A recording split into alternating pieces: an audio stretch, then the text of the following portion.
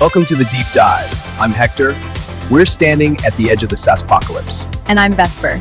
Today, we're asking what remains when the machine takes the seat. With Mercury-2 resolving thoughts in milliseconds, the prompt is now instantaneous.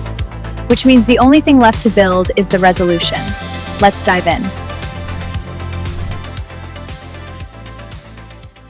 Welcome back to the Deep Dive.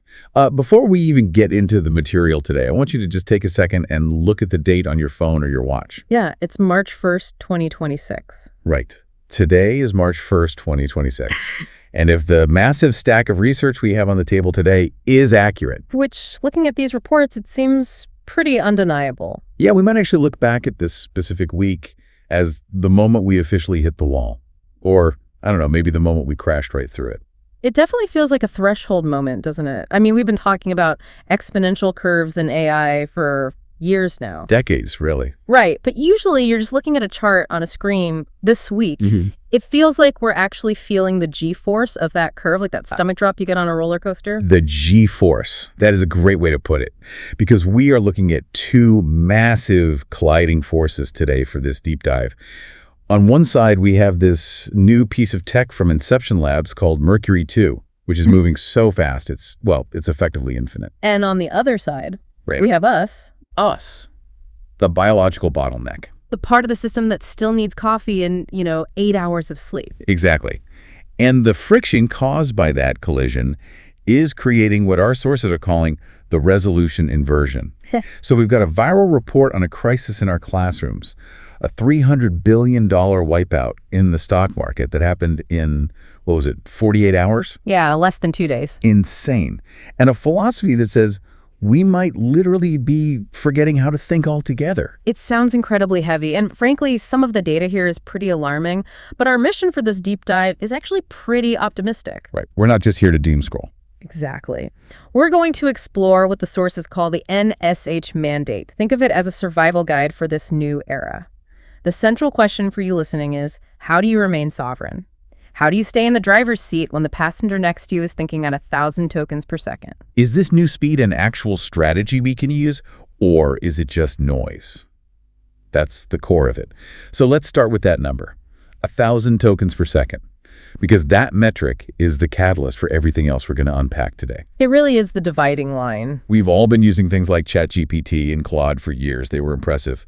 But Mercury-2 from Inception Labs it's fundamentally different. It's not just a faster version of the old tech, is it? No, not at all. It's a complete architectural shift. Yeah. So to really understand Mercury-2, you have to look at how the old models worked. And by old, I mean... Like 2024 or 2025? Yeah, ancient history, right. Those models, GPT-4, the early Claudes, they relied on something called serial token prediction. Which is just fancy engineer talk for one word at a time. Exactly, one word at a time. So imagine you're walking on a tightrope. You take one step, balance, then you take the next step. If you realize 3 steps in that you're slightly off course, or maybe you started the sentence with the wrong tone, it's really hard to correct without falling off or just starting completely over. You're committed to the path. You're totally committed. It's linear.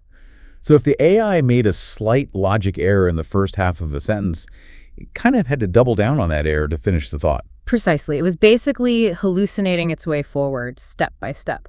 But Mercury-2 is a diffusion large language model, a DLLM. It doesn't walk a tightrope at all. It paints a picture. Okay, help me visualize that. How does a language model paint? Think of a master artist sketching a portrait.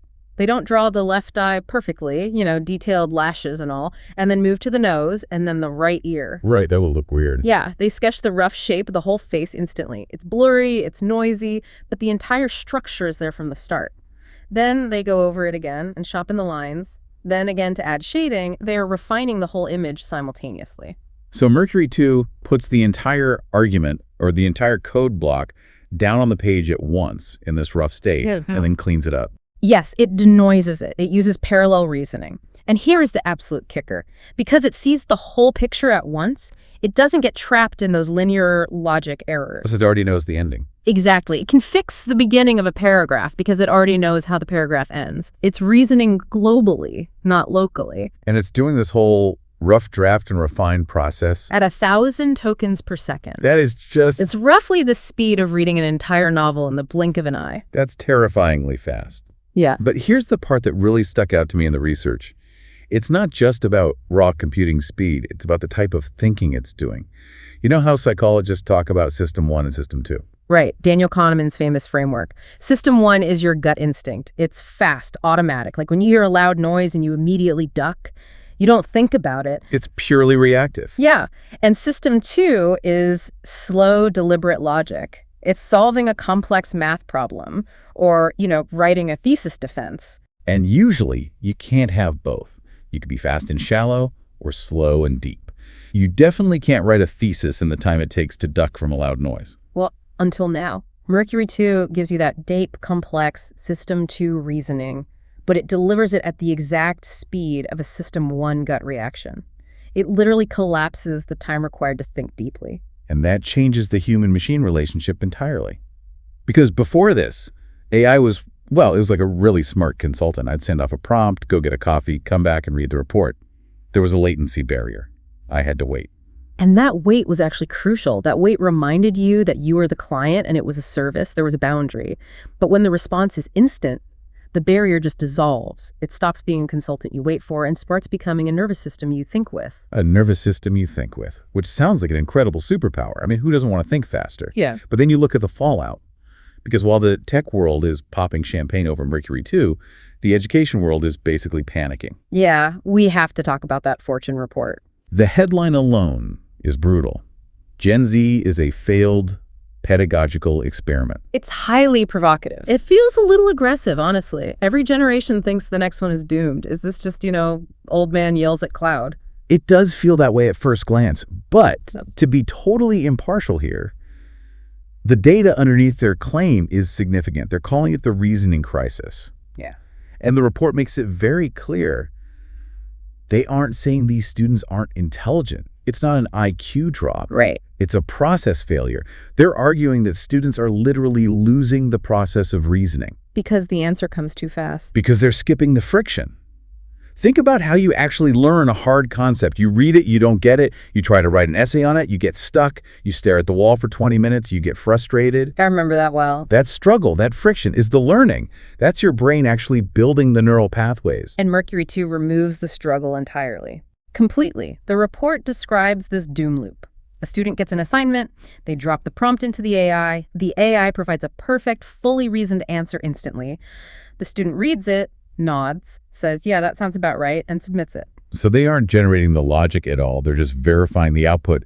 They outsource the cognitive heavy lifting to the circuit. Right. And here's the massive flaw, which is verifying. You can't effectively verify if a machine is telling the truth if you don't deeply know the subject yourself. It's like me trying to verify a translation of a complex Mandarin poem.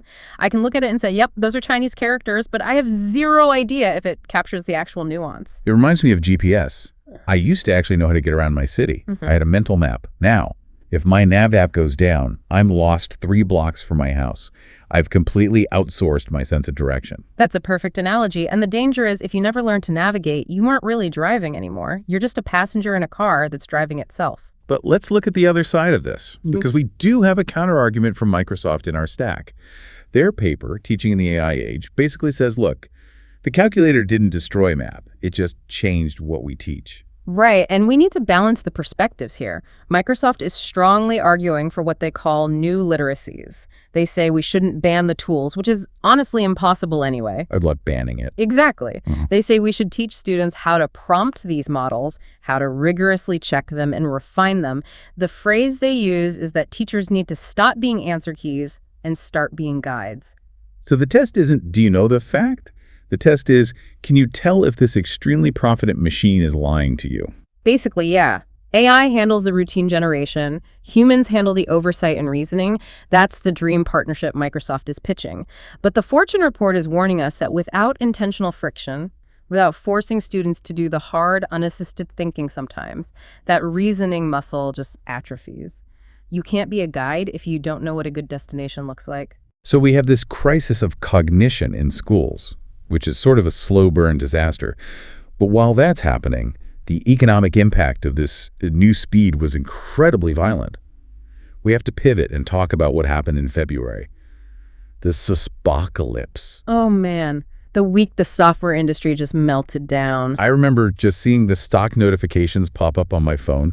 Salesforce down 45%, Atlassian sliced in half, Figma down almost 80%. I legitimately thought my app was glitching. A lot of people did. $300 billion in market value just evaporated in 48 hours. What actually triggered that? Anthropic triggered it. They launched a series of industry-specific agents, things like Cowork, Code Security, Cabal Modernization. But it wasn't just a shiny new product launch. It fundamentally broke the business model of the last 20 years. You mean the seat model? Right. Think about it. Since the early 2000s, how did software companies make their money? They charged per user, per month. A license fee. Yeah. If you have a 500-person customer support team, you buy 500 licenses of Zendesk or Salesforce. That was the ironclad equation. More people equals more money for the software company. Right. Growth meant hiring more people, which automatically meant buying more software.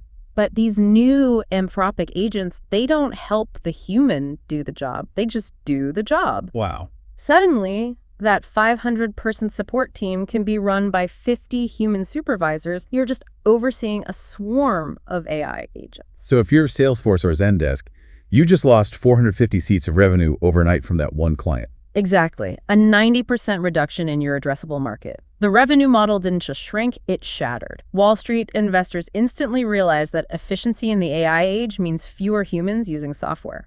And if your entire valuation relies on more humans sitting in seats using your software, you're in massive trouble. That is absolutely terrifying for the industry. But there's another layer to this crash that I found even more fascinating in the research, the evaporation of the complexity moat. Can you unpack that for us? Yeah, this is brilliant. This is about why we stick with certain software to begin with. Think about a program like Adobe Photoshop or, complex enterprise software. Why were they so valuable? Partly because they were incredibly hard to use. Right. You had to take literal college classes to learn the menus, the workflows, the hidden buttons. Exactly. I spent weeks learning Excel pivot tables and keyboard shortcuts. We all did. And that effort created a moat. Once a company spent thousands of hours training their staff on those specific shortcuts, they were never going to switch to a competitor. It was locked in by difficulty. It was too painful to switch. Right. But now, the interface is just English. You don't need to know where the export to PDF button is nested in 3 submenus. You just tell the agent, hey, give me a PDF of this. So if the AI understands English better than I understand the software's complicated menu, the value of me learning the tool drops all the way to zero. And the moat completely dries up. If the interface is just a natural conversation, I can switch my entire company from one software platform to a competitor in 5 seconds. The software company completely loses its leverage over the buyer. We are moving away from a world of seats passive users who just sit there and click buttons to a world of agency. Agency. That definitely feels like the keyword of the year right now. It really is. We are shifting from passive users to active architects. And this brings us back to that NSH mandate we mentioned at the start. It points out that we aren't entering a world where students or workers just labor for a software company anymore. They're entering a world where they own and direct these agentic workflows. Which sounds incredibly empowering. But it brings me right back to that core anxiety from the classroom.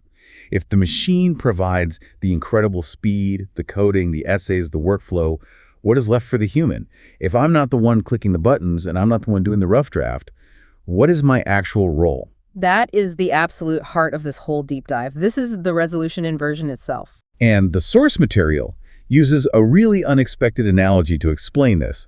Ed Sheeran. I love the Ed Sheeran principle. It grounds all this high-level abstract tech talk into something incredibly human. So Ed Sheeran does this interview where he talks about his songwriting process. And he compared his creativity to a dirty tap in an old house. A dirty tap, okay. Yeah. He says when you first turn the tap on, the water is brown, it's sludge, it's absolute rubbish.